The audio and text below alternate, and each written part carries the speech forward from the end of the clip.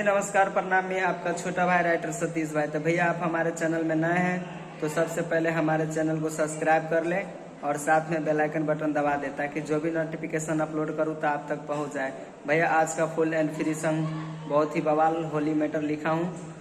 और आप लोग को मेरा मैटर पसंद आए तो कमेंट करके ज़रूर बताना और ज़्यादा से ज़्यादा वीडियो को लाइक शेयर करना ना भूलिएगा। तो चलिए वीडियो का स्टार्ट करते हैं, तब तक के लिए बाय।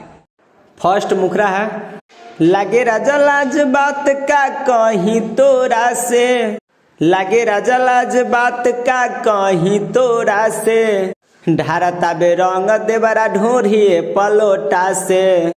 ढारता बे रंग देवरा ढोरिए पलोटा से, फगुआ में भैनिए हरान हचोटा से, फगुआ में भैनी हैरान हचोटा से, ढारता बे रंग देवरा ढोरिए पलोटा से, ढारता बे रंग देवरा ढोरिए पलोटा से। फर्स्ट अंतरा है,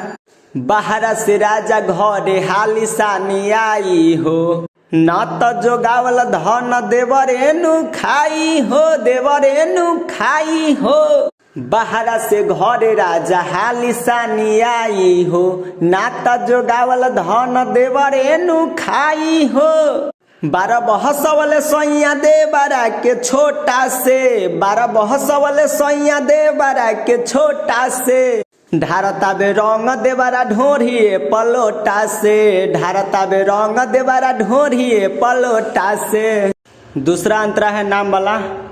देवरा मनीष पर हमर बर हेबारा खीस हो, कैलो पमाना गलिया देले बामिस हो, देले बामिस हो, देवरा मनीष पर हमर बर हेबारा खीस हो, कैलो पमाना गलिया देले बामिस हो, सैया सतीश तोहर कुछ देमलो ललोढ़ा से, सैया सतीश तोहर कुछ देमलो ललोढ़ा से, ढारता बे रंग देवरा ढोरिए पलोटा से, ढारता बे रंग देवरा ढोरिए पलोटा से।